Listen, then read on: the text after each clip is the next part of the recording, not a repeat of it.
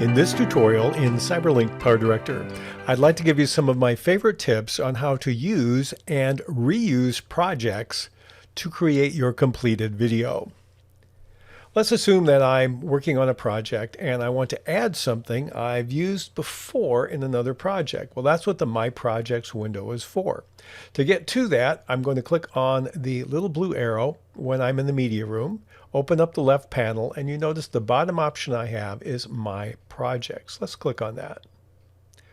When I click on that, what it will do is it will give me a thumbnail. It's a database linked to all the recent projects that I've done. Now, what it does is it takes any projects that you save and automatically adds them to the list that you see here. You will see a thumbnail for them. Let's assume there's a project I don't want in here. All I need to do is right-click on it, click on Remove, and it will take that project out. Again, it doesn't delete it from your hard drive or wherever it's stored. It just simply removes it from the database. There's something else you may want to know.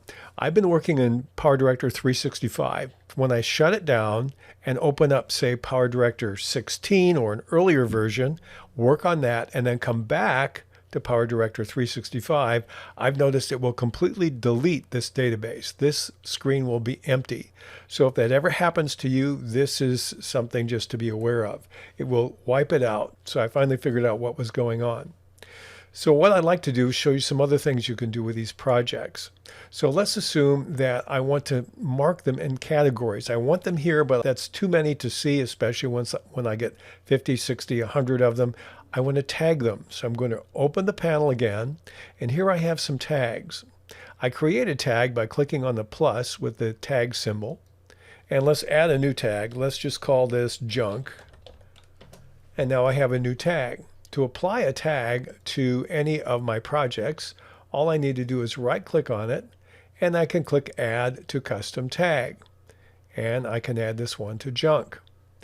If I want to go back and see everything that's junk, I click on that, and now in the My Projects, all I see is this particular one. If I want to see them all, I just click on the My Projects, and they're all displayed. Likewise, if I want, I can take out a tag. It does not delete the project that's associated with it. I'll right-click on it. I can rename it or simply delete it, and I've deleted the tag. So you can tag everything that you find here so that if certain of them are a certain type of video or for a certain kind of use, you can have it populate and show everything or a subcategory. That's a real nice feature. So let's assume that we want to use a project we used before. This is very common. For example, when you are using stuff in a series for a YouTube channel and maybe you have an introduction that's going to be the same every time or mostly the same, all I need to do is take the project and drag it down and drop it on the timeline. And this is one of the ways it comes in. This comes in as a nested project. Now you notice it says PDS in here.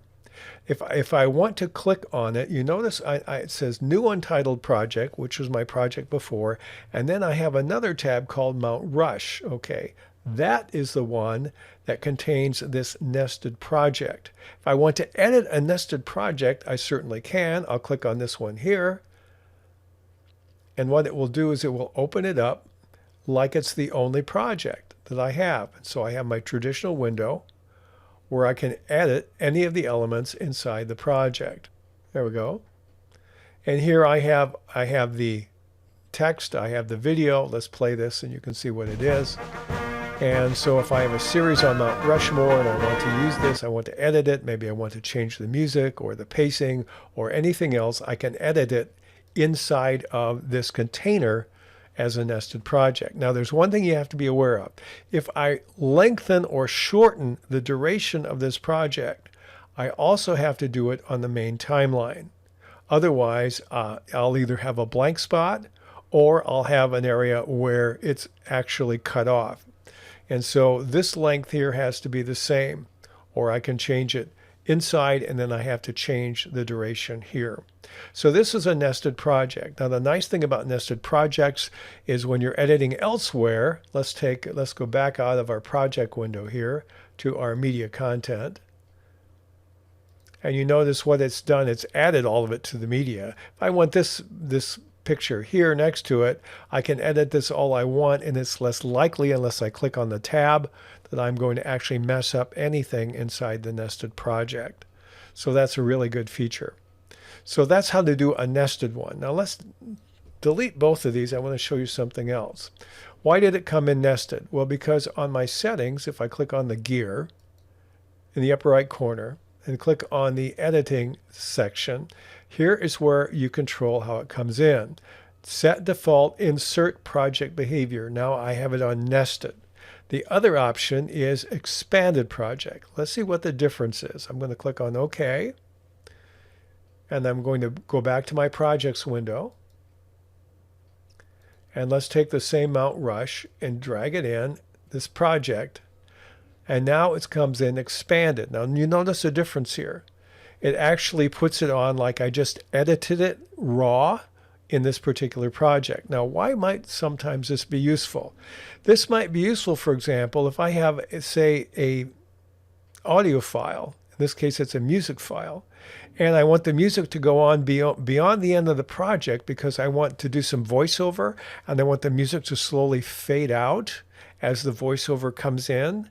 And that can happen if I simply butt up the voiceover against the music. I want the voiceover on another track. I want this to continue and linger. So I would want to say, in this case, maybe I want to lengthen it a little bit.